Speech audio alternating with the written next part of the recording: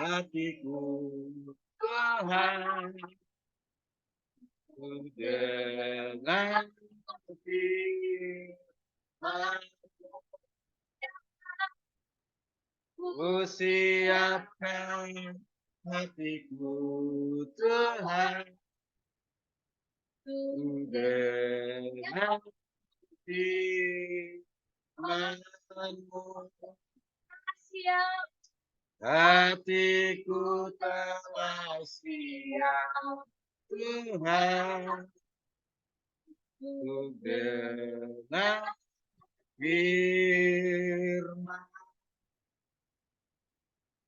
Kita berdoa. Hati kami telah siap untuk mendengarkan firman-Mu. Roh Kudus yang menolong kami supaya kami mengerti, memahami akan kebenaran firman-Mu. Kami siap menerimanya dan menjadi bagian dari kehidupan kami supaya kami terus boleh semakin bertumbuh di dalam firman-Mu, semakin dewasa di dalam iman kepada Yesus Kristus. Sehingga kami tetap berdiri teguh, tidak digoyahkan oleh ajaran-ajaran sekarang, karena kami punya iman yang pasti di dalam Yesus Kristus.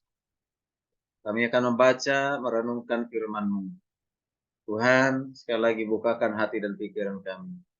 Dalam Kristus Yesus, firman yang hidup, kami telah berdoa dan siap mendengarkan firman-Mu. Bersama-sama kita katakan, amin. Selamat malam, shalom. Selamat malam, shalom. Selamat malam, shalom. Selamat malam, shalom.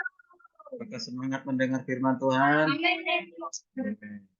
Baik, puji Tuhan. Kita hari ini memulai kembali satu kitab yang baru. Ya, sudah selesai kitab Markus. Hari ini kita masuk ke mulai kitab Yohanes, ya. Kitab Yohanes. Nah, ini kitab Yohanes ini adalah kitab di mana kita akan mengenal terutama pribadi dari Yesus Kristus. Ya, jadi di kitab Yohanes ini adalah kitab yang unik, ya. Mengapa? Karena di kitab Yohanes ini menjelaskan siapa itu Yesus, menjelaskan siapa itu Bapa, siapa menjelaskan itu siapa Roh Kudus, ya. Nah, jadi Yesus mau memperkenalkan Bapa, memperkenalkan Roh Kudus, dan juga menyatakan dirinya sendiri. Kita mulai dengan kitab Yohanes pasal yang pertama, ayat 1 sampai 18. Yohanes berapa? Yohanes pertama ayat 1 sampai 18. Mari kita buka firman Tuhan. Kita akan baca, semuanya harus mengambil bagian. Ayo, anak-anak pun harus mengambil bagian. Yosia, buang dulu itu, simpan. Ya. Oke. Ya, semuanya serius mendengarkan firman Tuhan. Dari kecil sudah tahu firman, ya. Oke, tadi yang dewasa 2 ayat, ya 2 ayat, yang anak-anak 1 ayat saja. Dimulai dari tari yang kencang, mulai dari tari terus ke belakang, maju ke depan, ya. Anak-anak terus, ya terus sampai ke sini. Yang dewasa 2 ayat, yang anak kecil 1 saja. Sudah mulai? Sudah? Sudah. Oke, dibaca dari mulai yang ayat yang pertama, silakan. Yohanes pasal 1, judul perikop firman yang telah menjadi manusia dan firman Tuhan. Pada mulanya adalah firman. Firman itu bersama-sama dengan Allah dan firman itu adalah Allah. Ia pada mulanya bersama-sama dengan Allah.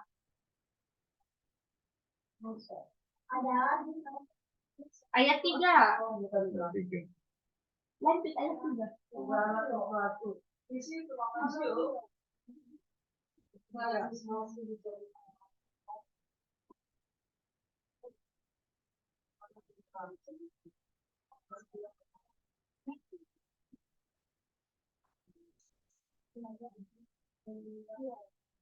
Waktu itu budaya dilakukan orang tidak masing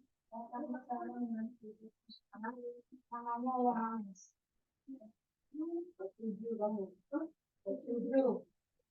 Ayat 7. Dia datang sebagai Bersaksi untuk bersaksi. pembukti kesaksian tentang itu supaya oleh dia semua orang menjadi Satu aja anak-anak orang dewasa juga Bapak, dia bukan terang itu tetapi yang memberi kesaksian tentang terang itu. Terang yang sesungguhnya yang menerangi setiap orang yang datang ke dalam dunia.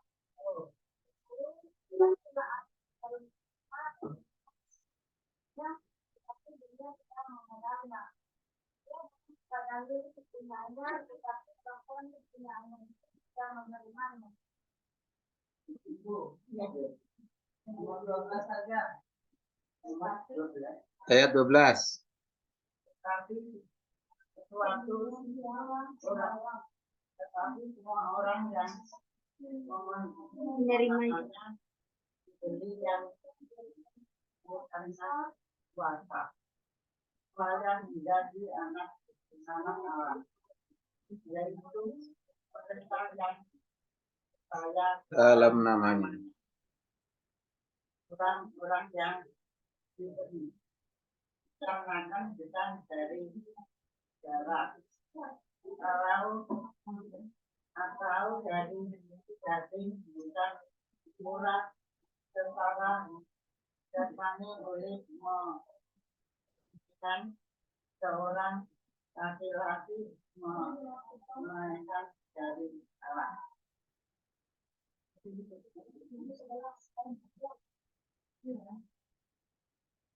Firman itu memang menjelaskan dia biasa kita tidak mulai dengan sebenarnya tidak banyak ini kalau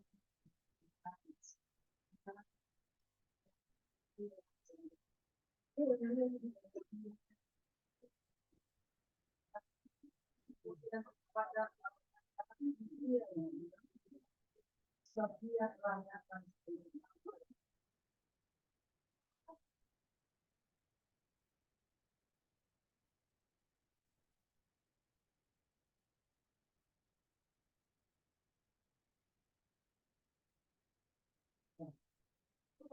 orang diberikan olehnya tidak seorang pun yang pernah melihat Allah tetapi anak tunggal Allah yang ada di pangkuan Bapa Dia yang Iya. Puji Tuhan. Di hari ini topik kelompok bersama KTB yaitu mengenal Yesus Allah yang berinkarnasi. Mengenal Yesus Allah yang berinkarnasi. Ya, sesuai dengan teks yang sudah kita baca, Yohanes 1 ayat 1 sampai 18. Coba kita perhatikan sasarannya apa? Ya, sasarannya yang pertama agar semua jemaat atau anggota KTB Immanuel mengenal Yesus sebagai Allah yang esa. Sekali lagi, mengenal Yesus sebagai Allah yang esa, yang menjelma menjadi manusia. Dengan maksud apa? Dengan maksud menebus dosa manusia, mengaruniakan hidup kekal. Nah itu ya. Jadi kalau kita mau mengenal Yesus sebagai Allah yang esa, menjelma menjadi manusia, maksudnya menebus dosa manusia, mengaruniakan hidup kekal. Nah ini sangat up to date dengan kondisi sekarang ini ya, yang menolak Yesus sebagai Allah yang sejati ya. Hari ini kita kembali diingatkan tentang Yesus ya. Nah ini doktrin tentang Kristologi ataupun tentang Yesus Kristus. Nah dan berikutnya, dan ia juga memberikan kuasa. Kalau di terjemahan baru kata kuasa itu sudah diganti dengan hak. Hak menjadi anak-anak Allah. Kepada siapa? Kepada siapa? Orang percaya. Kepada mereka yang percaya kepada siapa? Yesus Kristus. Ya, yang percaya ke dalam namanya Yesus. Ya, namanya Yesus. Oke, nah ini harus kita kuat di sini ya. Ajaran ini kita harus kuat, dokter ini kita harus kuat ya. Siapa Yesus itu ya? Oke. Nah, ada di introduksi ya, ada diskusi dari mahasiswa. Nah, dari seorang mahasiswa ini pernah berkata begini, ya. Ya, dia katakan ia dapat menerima bahwa Yesus adalah manusia sejati, orang yang baik atau nabi. Jadi mahasiswa ini bilang bahwa Yesus itu adalah Yesus itulah manusia biasa atau manusia sejati, ya orang baik dan seorang nabi. Jadi dia bukan Tuhan. Ya, pandangan ajaran ini benar atau salah? Ya. Ya, memang Yesus itu orang baik, ya. Dan juga dia berfungsi sebagai nabi, mengajarkan, menyampaikan firman, tapi bukan jabatan nabi. Dia bukan hanya manusia biasa. Nah, ingat ya, dui natur Kristus. Dui natur itu berarti satu apa? Insani dan ilahi. Artinya dia manusia sejati dan juga Allah sejati. Ya. Oke, jadi ada menurut yang lainnya dikatakan kalau Yesus itu Tuhan, tidak masuk akal. Katanya tidak masuk akal dan sulit dipahami kalau Yesus itu dikatakan Allah. Nah, bagaimana Allah menjadi manusia? Nah, itu pemikiran manusia. Dan agama-agama yang lain juga banyak yang punya paham seperti itu. Tidak masuk akal.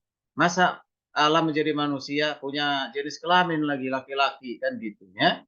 Ya, kok Allah yang disembah oleh orang Kristen itu manusia punya jenis kelamin namanya laki-laki. Nah, ini kalau tidak memahami dari dui naturnya. Jadi hanya melihat Yesus itu hanya sebagai manusia, tapi tidak mampu melihat Yesus itu sebagai ilahi. Nah, ini harus kita pahami. Misalnya ada kaum Gnostik, ya kaum Gnostik mengatakan apa? Nah, kaum Gnostik itu memiliki prinsip bahwa Allah adalah roh. Benar nggak Allah itu roh? Benar, ya. Dalam sisi ini benar, Allah itu roh. Roh itu tidak kelihatan. Nah, di sini yang salah ini. Maka ia tidak dapat menyentuh benda atau materi. Maka ia tidak dapat menyentuh benda atau materi. Artinya, tidak mungkin Allah itu mau menjadi benda atau materi. Atau tidak mungkin menjadi manusia. Ya, jadi Allah itu tidak mungkin menjadi manusia. Atau Yesus Kristus itu tidak mungkin menjadi manusia. Nanti kalau dibaca di kitab 1 Timotius ya 3 ya itu jelas di sana bagi orang yang mengatakan menolak Yesus sebagai manusia. Nah, itu dikatakan adalah saksi saksi apa bukan saksi Yehova, apa namanya, antikris atau penyesat ya, penyesat. Oke, baik. Yang berikut kaum dekotik. Kaum dekotik ini pendapat mereka apa? Kaum dekotik pendapat mereka bahwa Yesus hanya menyerupai manusia. Hanya menyerupai manusia, bukan manusia sebenarnya. Ini benar atau salah ini? Salah. Ya. Jadi hanya menyerupai berarti seperti hantu gitu, menyerupai kan. Jadi bukan manusia sebenarnya. Ini juga kalau ada pendapat seperti ini juga penyesat, antikristus. Ini antikristus. Oke. Nah, oke. Nah, jika demikian, benarkah Yesus adalah Allah yang esa, yang menjelma manusia? Ayo, benarkah Yesus adalah Allah yang esa, yang menjelma menjadi manusia sejati? Ya, benar ya? Oke, jika benar, nanti kita lihat bersama-sama ya dasarnya, alasannya ya. Dari ayat yang kita sudah baca tadi. Ya, kita baca tadi. Coba diperhatikan. Ya, kita perhatikan bersama-sama di Yohanes 1 ayat 1 sampai 5 dulu, ya. Nah, pertanyaannya, observasi. Siapakah yang dimaksud dengan firman itu? Dalam 1 Yohanes 1:5. Siapakah yang dimaksud dengan firman? Karena di situ pada mulanya adalah firman. Firman itu bersama-sama dengan Allah dan firman itu adalah Allah. Berarti firman itu adalah Allah. Ya. Ya, firman itu adalah Allah.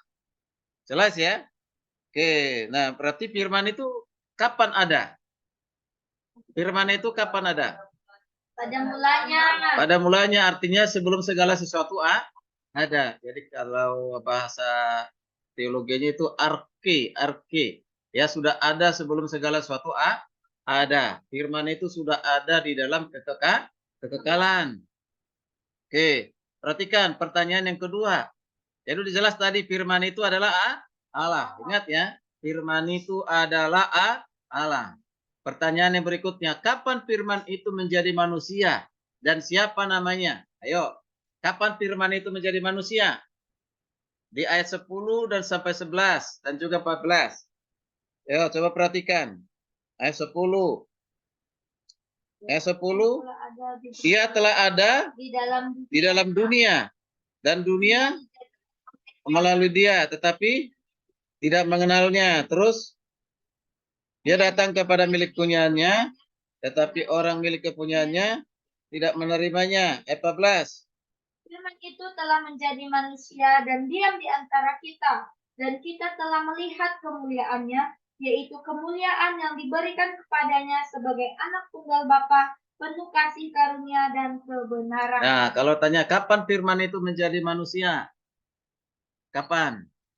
Kapan firman itu telah menjadi manusia? Ya, ya setelah berinkarnasi di mana? Di dunia. Setelah dia datang ke dunia, ya. Nah, setelah dia datang ke dunia, nah, yaitu di dalam siapa? Yesus. Nah, kalau bahasa aslinya logos ya. Logos itu adalah Yesus sendiri. Ya, ada yang tidak mengakui Yesus sebagai logos. Dikatakan logos itu hanya Yahweh, hanya Bapa. Tapi Yesus bukan logos. Ajaran seperti ini harus ditolak. Ya, kita harus menerima bahwa Yesus itu adalah logos, yaitu firman yang telah menjadi manusia. Ya. Jadi bukan hanya Yahweh yang logos. Jadi Yesus pun itu adalah Yahweh itu sendiri. Ya, dialah Allah yang sejati. Ya, yang sejati. Nah, jadi kita perhatikan ya di sini. Tadi jelas. Kalau ditanya lagi, selidikilah kapan Yesus ada. Selidiki prakeberan Yesus. Kapan dia ada? Kapan Yesus ada?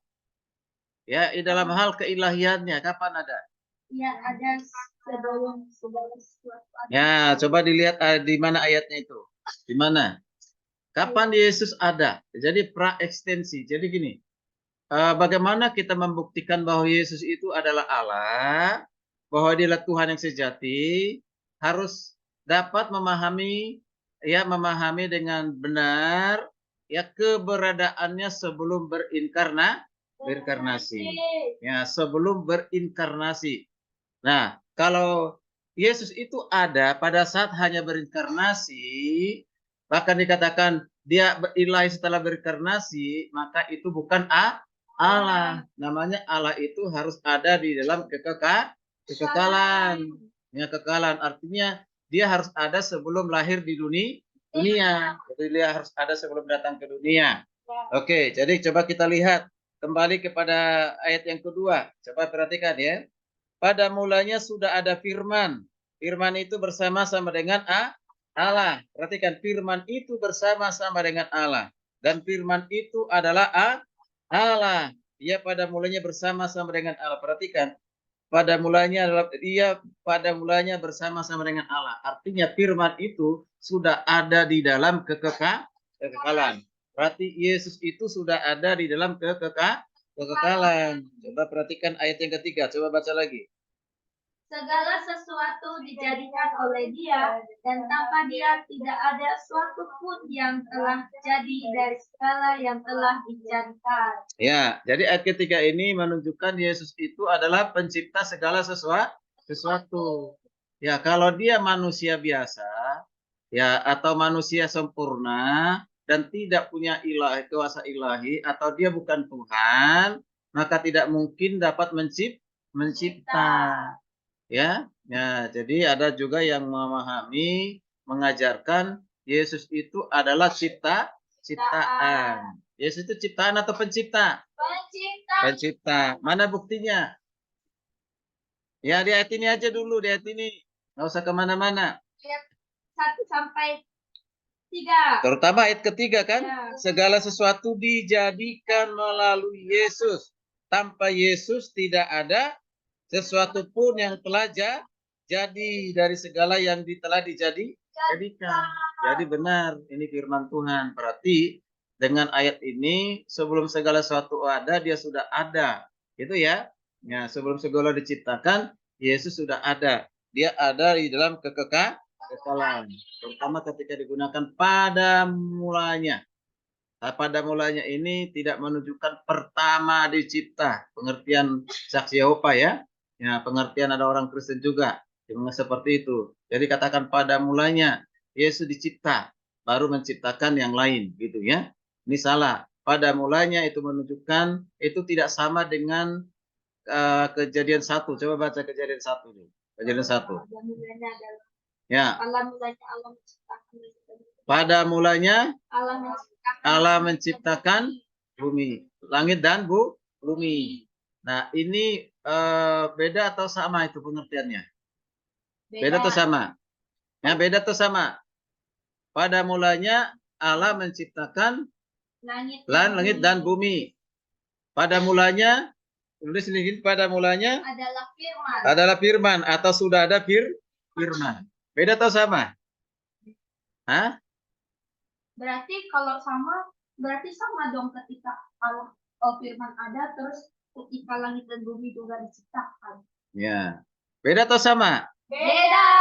Ya. Kalau bumi dan segala isinya itu ada awalnya pada saat diciptakan. Sementara Yesus tidak ada awal. Ya, kata arke. Jadi, nah itu menunjukkan seperti pada di Wahyu dikatakan dia Alfa dan Omega. Ya, tidak ada awal, tidak ada akhir. Ya. Nah, jadi dia ada dalam kekekalan. Jadi ini orang Kristen mengatakan Yesus itu Allah, apa buktinya? Karena dia sudah ada sebelum segala sesuatu ada, yaitu dalam hal keilahian, dia Allah. Oke, sekarang lanjut pertanyaan ketiga. Pertanyaan ketiga. Bagaimana hubungan Yesus dengan Allah sebelum menjelma menjadi manusia? Bagaimana hubungan Yesus dengan Allah sebelum menjadi manusia? Ayat 1 sampai 5 tadi. Ayat 15 juga sudah dibaca. Bagaimana? Ada kata bersama, perhatikan tuh. Ia pada mulanya bersama dengan Allah. Jadi ia ini siapa? Yesus. Ia ada pada mulanya bersama dengan Allah. Berarti ya, dia bersama dengan Allah. Ya, sebelum menjadi manusia. Berarti ada di dalam kekekalan. Coba perhatikan ayat 15. Baca lagi ayat 15. Yohanes memberi kesaksian tentang dia, berseru katanya, inilah dia yang kumaksudkan ketika aku berkata, kemudian daripadaku akan datang dia yang telah mendahului aku, sebab dia telah ada sebelum aku. Ya, sebab dia telah ada sebelum aku. Perhatikan nih. Sebab Yesus telah ada sebelum Yohanes. Tapi di sini pengertiannya bukan begini. Jangan dibilang sebelum aku lahir, dia sudah lahir, bukan begitu ya. Nah, kalau gitu itu nanti secara insani ya, jasmani ya.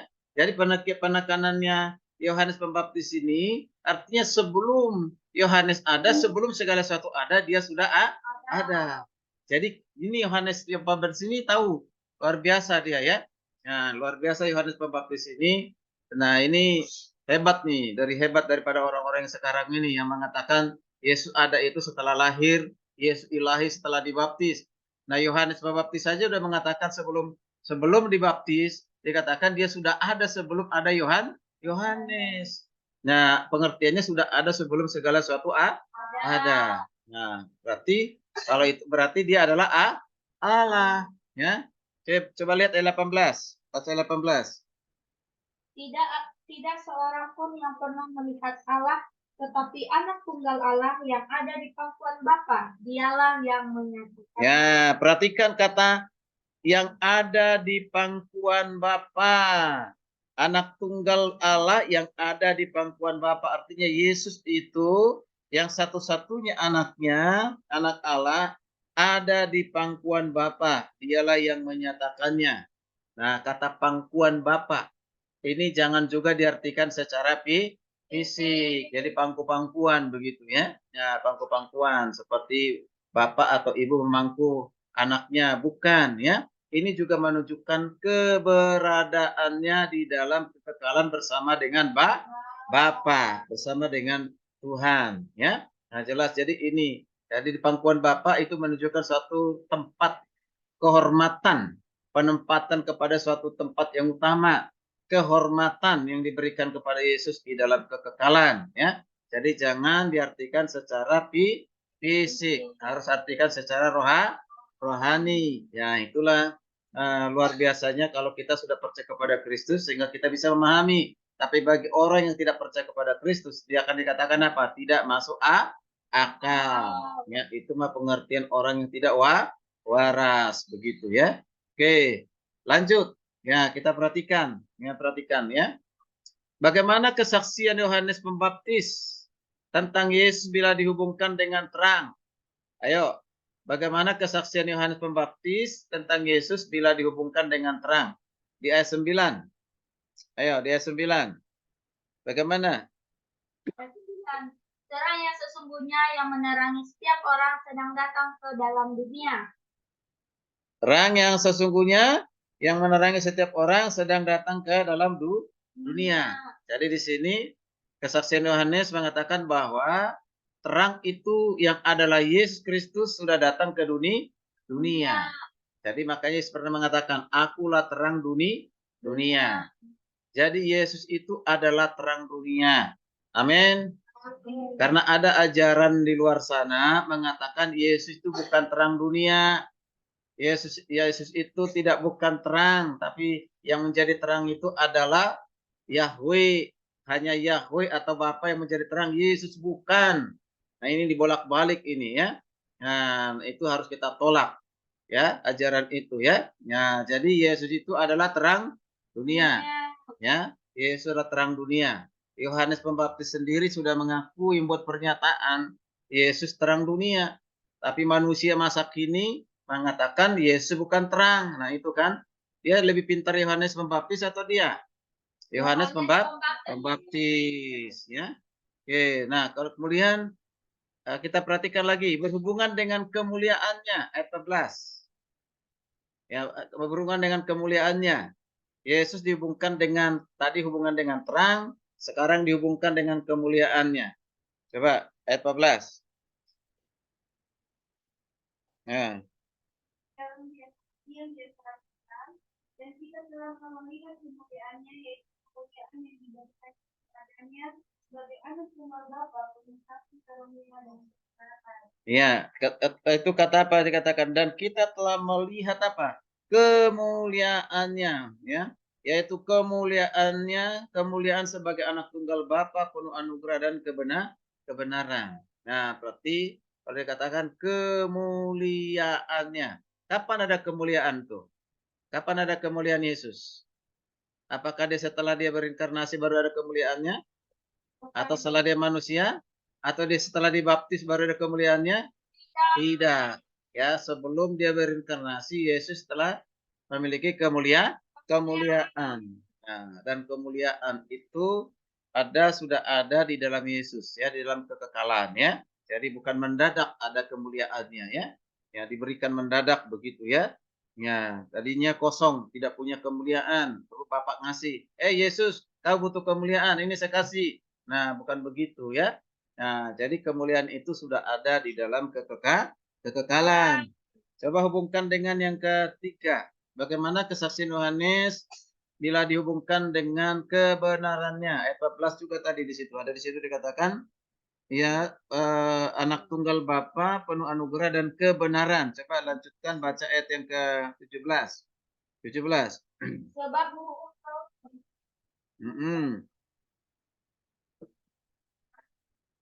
Yesus Kristus. Ya, jadi hukum Taurat itu diberikan melalui Musa. Ya, tetapi anugerah dan kebenaran datang melalui Yesus Kristus. Nah, jadi apa namanya hukum Taurat, ya hukum Taurat atau sebelum hukum Taurat diberikan melalui Musa. Nah, itu hukum Taurat itu tidak dapat menyelamatkan manusia, tetapi kalau kita perhatikan di ayat yang berikutnya, tetapi anugerah dan kebenaran datang melalui siapa? Yesus Kristus. Jadi kebenaran yang dianugerahkan kepada kita itu dinyatakan melalui Yesus Kristus. Oke, nah ini luar biasa. Kemudian kita hubungkan lagi Yesus itu dengan Allah Bapa di ayat 18. Bagaimana kesaksian Yohanes Pembaptis tentang Yesus dihubungkan dengan Allah Bapa, dengan Allah Bapa. Yuk. Ayat 18. Tidak seorang pun yang pernah melihat Allah, tetapi anak tunggal Allah yang ada di pangkuan Bapa, dialah yang menyatakannya. Ya. Jadi kita atau siapapun manusia di dunia ini tidak akan pernah mengenal dan tahu siapa Bapa. Kalau bukan Yesus yang menyatakan. Jelas ya? Jadi tidak satu pun di dunia ini yang tahu siapa Bapa kalau bukan Yesus yang menyatakannya. Jadi artinya kita mengenal Bapa, mengenal Allah, mengenal Yahweh, bahkan nanti kalau kita kembangkan lagi, mengenal Roh Kudus itu hanya melalui Yesus.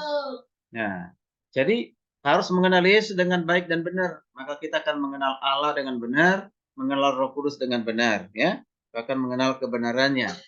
Oke, nah ini sudah jelas ini. Maka tidak satu pun bisa mengenal Bapa kalau bukan Tuhan Yesus yang menyatakannya. Maka saya mengatakan, barang siapa mengenal aku, dia telah mengenal Bapa.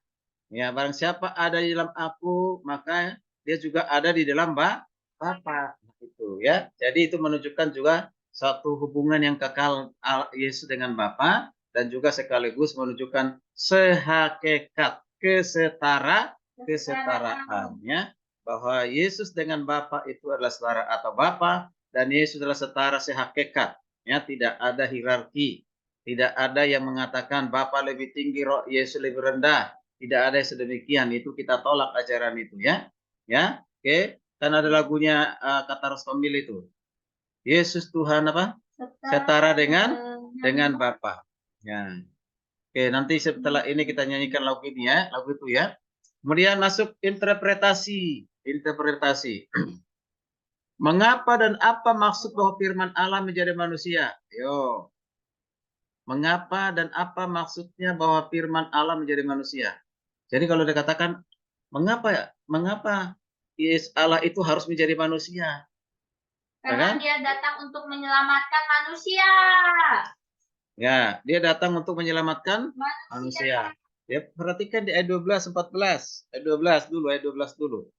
Mengapa dia? Tetapi semua orang yang menerimanya diberi kuasa supaya menjadi anak Allah, yaitu mereka yang percaya dalam namanya. Orang-orang yang diperanakan bukan dari darah atau dari daging, bukan pula secara jasmani oleh keinginan. 12 aja. Ya. Jadi kalau di sini mengapa dan apa maksudnya firman Allah menjadi manusia? Jelas di situ supaya manusia mengenalnya kan? Ya, dia 10 ya. Ya, mengenalnya. Kemudian dan setelah mengenalnya apa? Percaya atau menerimanya. Ya, menerima siapa? Yesus. Ya, percaya dan menerima Yesus. Itu tujuannya. Tanpa Yesus memperkenalkan diri, tidak akan pernah kita mengenal Allah. Ya, sekali lagi, tanpa Yesus menyatakan diri, maka tidak seorang pun manusia dapat mengenal Allah. Ya, jadi dengan Yesus menyatakan diri, maka kita mengenal Allah. Itu harus diingat tuh, ya. Nah, jadi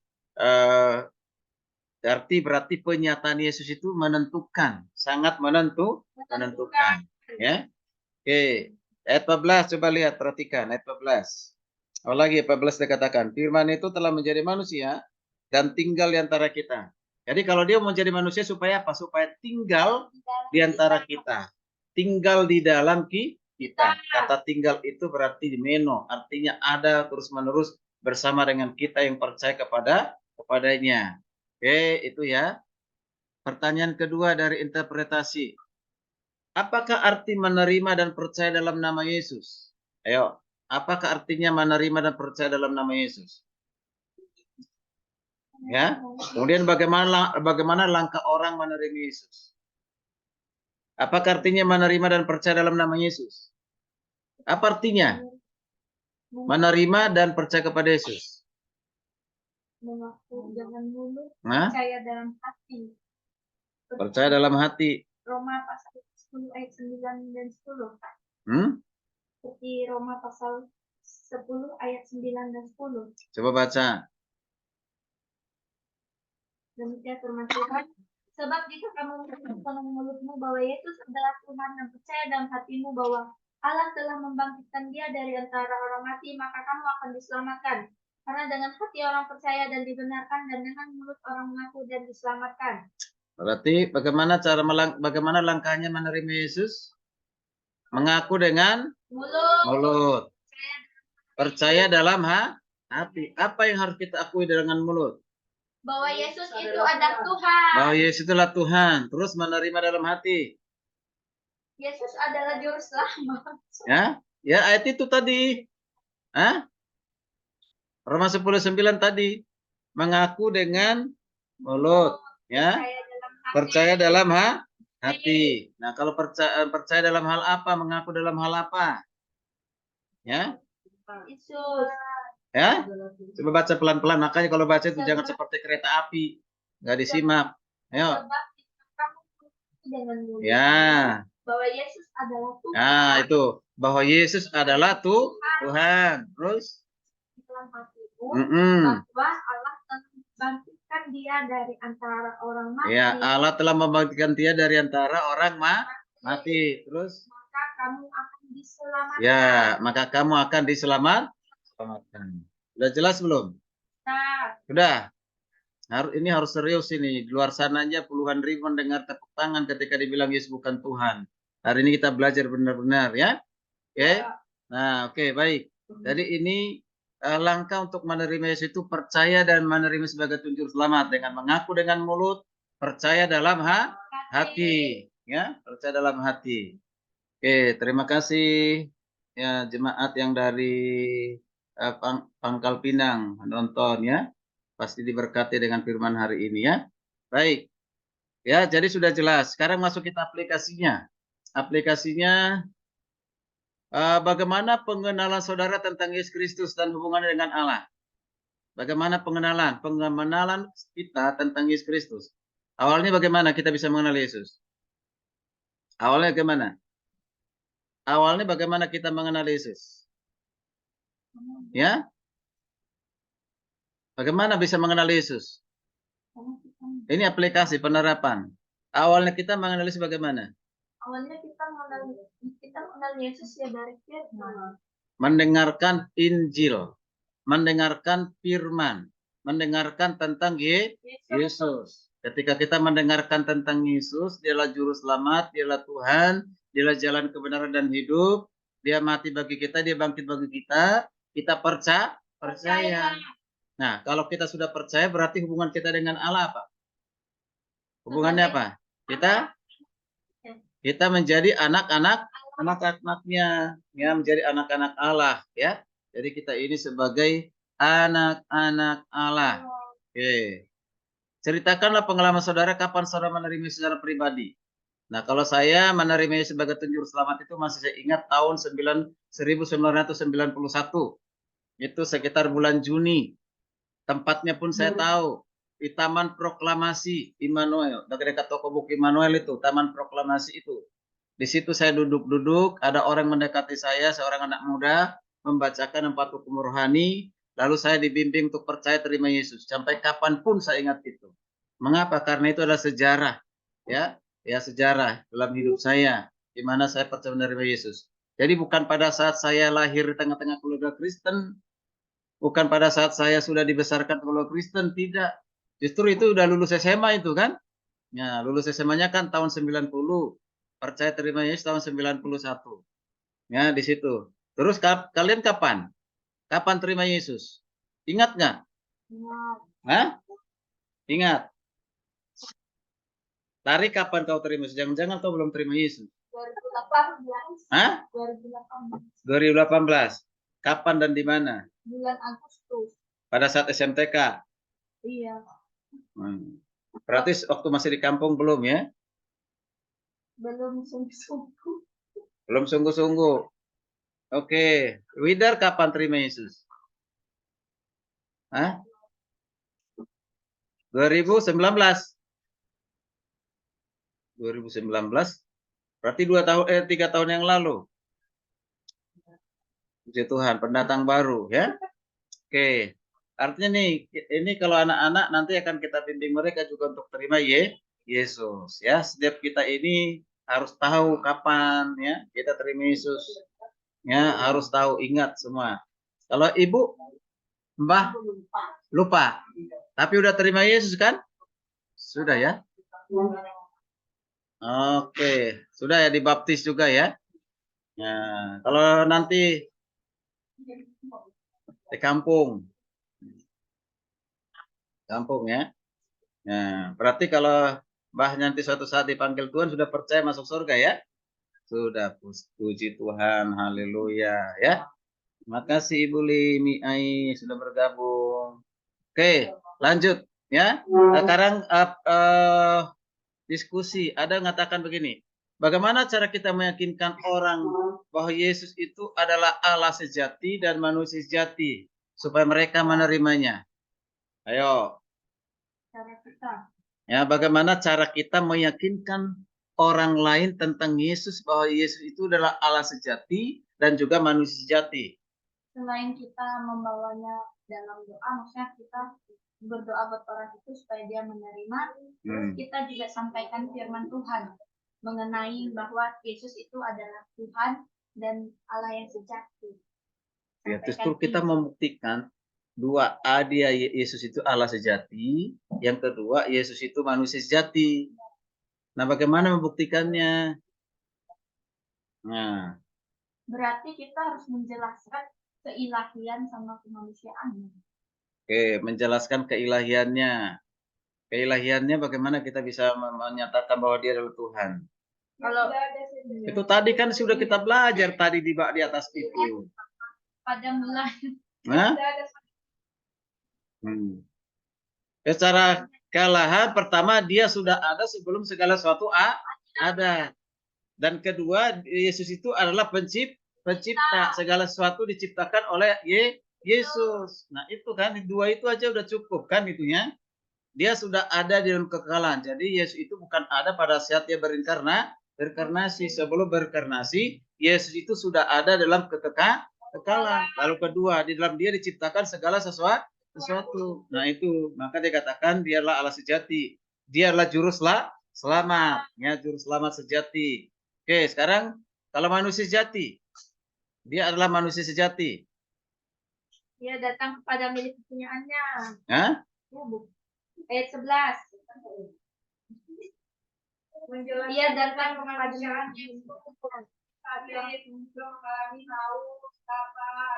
Yesus mengalami haus, lapar. Terus secara manusia ya, dia menderita. Jadi dia berinkarnasi menjadi manusia, yaitu lahir dikandung oleh siapa? Maria. Lahir melalui rahim Maria dan dibesarkan. Nah, itu. Jadi benar-benar dia menjadi manusia, firman yang telah menjadi manusia. Nah, jadi dia adalah manusia sejati. Mengapa? Karena dia juga dapat disalibkan. Nah, kalau dia bukan manusia, nggak mungkin bisa disalibkan kan? Kalau dia nggak manusia sejati, dia disalibkan. Tuh ya, tuh luar biasa. Nah, luar biasa. Jadi, nah ini sudah sangat jelas. Ya, terima kasih Magdalena Sakin ikut bergabung. Tuhan berkati. Oke, baik. Sekarang Yohanes 1 ayat 12. Yohanes 1:12 menjadi ayat hafalan. Yuk, ayat hafalan Yohanes 1:12. Setelah itu kita berdoa. Oke, Yohanes 1 ayat 12. Hafal ya.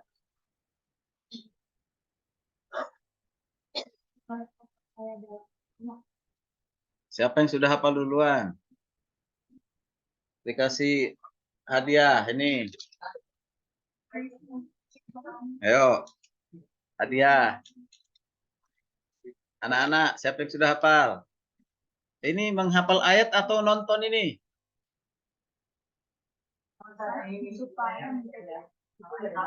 Yo, hafal. Ya udah, yuk Ibu. Enggak, tadi anak-anak dulu maksudnya, baru ibu-ibu kasih semangat. Yuk. Tetapi semua orang yang menerimanya diberi kuasa dan menjadi anak-anak, yaitu mereka yang percaya Dalam. kepadanya dalam namanya. Ayo angkat tangan siapa yang duluan deh. Ya oke Ibu, Ibu Gembala. Itu mereka yang percaya. Amin. Kasih dulu ini hadiahnya. Cepatan. Ayo kasih ke Ibu. Lagi Siapa lagi yang kedua? Ari. Yohanes pasal 1 ayat 12,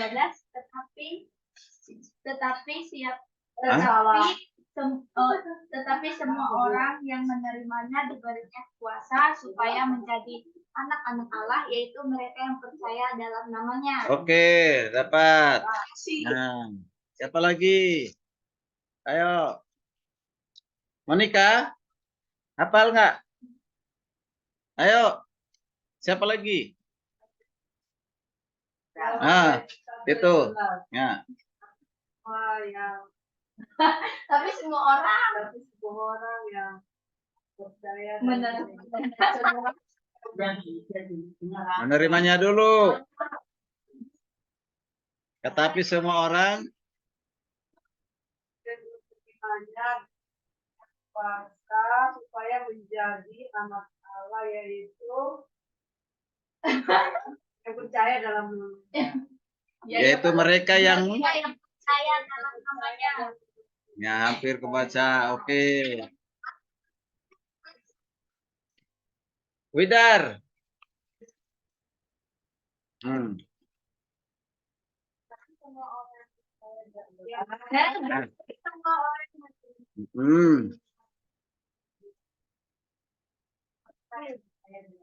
Mantap, nih dapat hadiah lagi. Nah, oke. Ada lagi nggak? Oke. Ibu, Mbah, nggak bisa. Ora bisa. Oke, baik.